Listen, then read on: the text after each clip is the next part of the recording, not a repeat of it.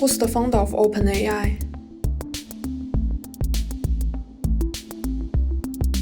OpenAI was founded by Elon Musk, Sam Altman, Greg Brockman, Ilya Sutskever, John Schulman, and Wojciech Zaremba.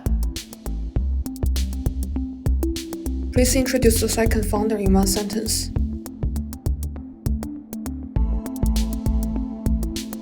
Sam Altman, a renowned entrepreneur and former president of Y Combinator, co-founded OpenAI to advance the development and impact of artificial general intelligence (AGI) for the betterment of humanity.